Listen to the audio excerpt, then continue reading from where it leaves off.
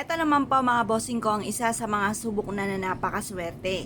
Tapos tuturuan ko po kayo kung ano pa ang sangkap na pwede nating gamitin na tambalan mga bossing ko ng ating malinis na tubig. Ngayon po mga bossing, ang tubig kasi ay kasaganahan. Kapag meron kang tubig, mainam po yan dahil yan po mga bossing ko ay humihigop ng mga negatibong enerhiya.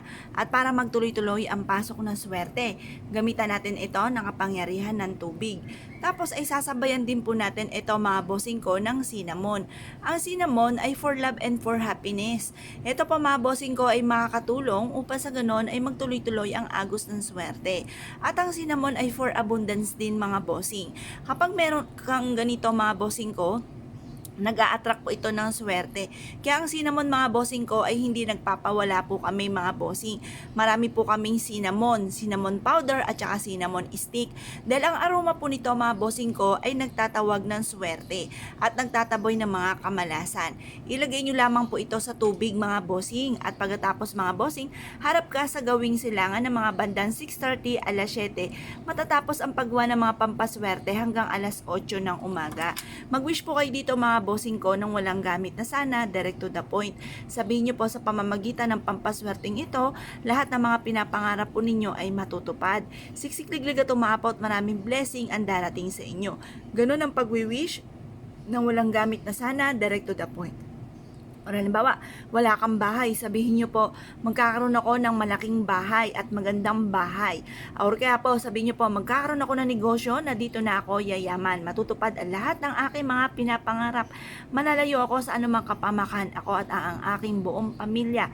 Ang aking anak ay makakatapos ng kolehiyo at magkakaroon sila ng magandang buhay. Ganun po ang pag-wish, walang gamit na sana, direct to the point. Pagtapos na po kayo mag-wish mga bossing ko, ilalagay nyo lamang po ito mga bossing ko or ibibilad nyo lang ito hanggang alas 8 ng umaga.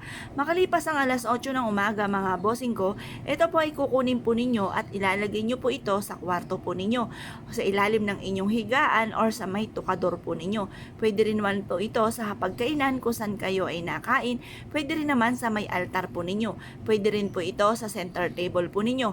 Nasa inyo kung saan nyo po siya gustong ilagay.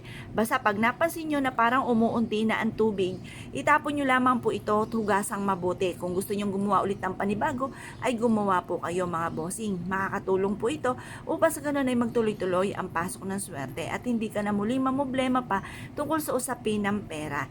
Kung naniniwala ka at nais po itong gawin, subukan nyo na po ito mga bossing. Asahan nyo na magiging brown ang tubig dahil ang cinnamon ay kulay brown.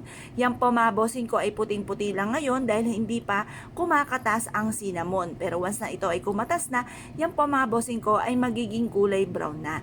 Ngayon po mga bossing, kung ikaw ay naniniwala at nais po itong gawin, subukan nyo na po ito dahil may kakayahan po ito na maka-attract ng kasaganahan at tagumpay sa buhay. For love and for happiness, pangkalahatan po ito mga bossing. Kaya kung kayo pinaniwala mga bossing, ay siya mga bossing, good luck po sa inyo po lahat.